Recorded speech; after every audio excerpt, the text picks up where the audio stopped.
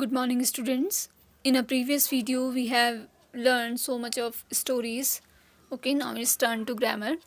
And in this grammar, first of all, we have seen so much of basic information about the grammar. Okay, so we have, first of all, you have mentioned the correct spelling of grammar. Okay जब भी आप use करें grammar को पढ़ने की कोशिश करते हैं तो सबसे पहले ये होना चाहिए कि हमें उसकी स्पेलिंग क्या है करेक्ट आए. ठीक है. Sometimes we write GRAMMER. ठीक है. कभी कभी हम क्या लिख देते हैं ग्रामर में GRAMMER लिख देते हैं जो कि इनकरेक्ट होती है.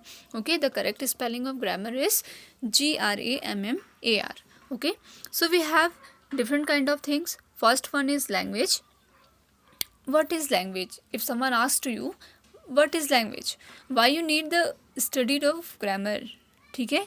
तो the definition is the system of communication. We have so much of thoughts. Okay, we have so much of thoughts, but if I share my thoughts with someone, so I need a language. मुझे अगर अपने thoughts किसी से share करने हैं तो मुझे किसकी ज़रूरत पड़ेगी? लैंग्वेज की ज़रूरत पड़ेगी. ठीक है. तो we can say the system of communication is called language. The second thing is grammar. So the rules of language is called grammar. We have seen so much of languages like Hindi, Sanskrit, okay, English. So there three languages has its own grammar. इन सब की अपनी अपनी क्या है grammar है ताकि ये पता लग सके कि हम कैसे अपनी लैंग्वेज को अच्छे से यूज़ कर सकते हैं. Okay so how we use the correct English, the correct language, so we need the grammar. So grammar is the rules of language. Next is a letter, a symbol of representing a speech. Okay, letter is a sign, like you have this sign, no, you have this type of sign in you have seen in a hospitals and first aid board also. So this signs creates no language. Okay, but in the this sign behind so much of a big message in it, there is a related to medical information. Okay, so that's why we need grammar or letters or signs in the language. So you know how many types of letters? It's a 26. It's a 26. Okay, so if we add this 26 into two parts, we have 5 vowels and 21 consonants. If we add the two kinds of letters, so we get the 26 alphabets in English grammar. Okay, now we talk about the words. A group of letters is called word. अगर हम देखें कि अगर हमसे कोई पूछे कि शब्द क्या है, वर्ड क्या है, तो इट मीन्स कि वो क्या हैं जो हमें लेटर्स को कंबाइन करके मिलते हैं. Let take a example. These are some alphabets. Okay, you have always familiar with these alphabets.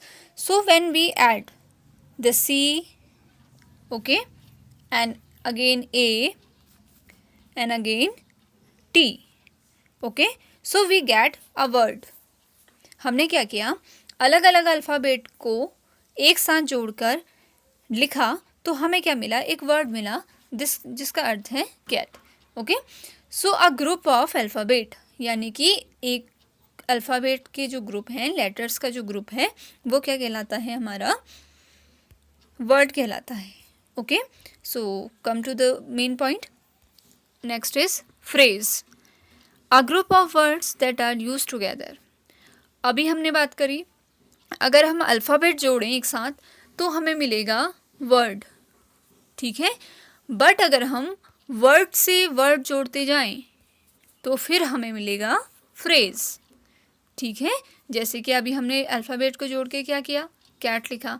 Cat के आगे में और भी वर्ड्स ऐड कर दूं तो फिर वो हो जाएगा phrase.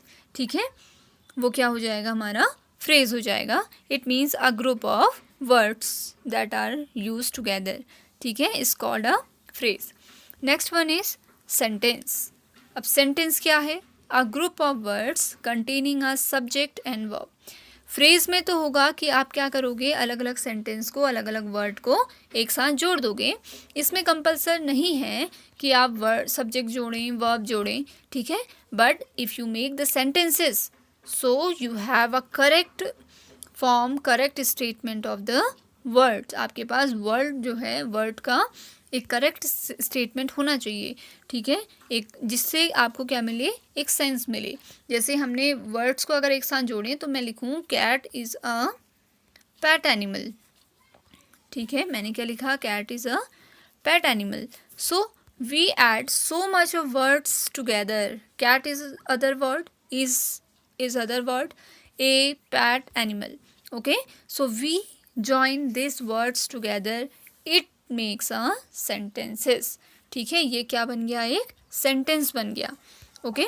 So here are some basic information about grammar, so you can note down in your copy, in a separate copy। जैसे मैंने यहाँ पर लिखा हुआ है आप भी वहाँ कॉपी में ऐसे ही लिख सकते हैं, ठीक है।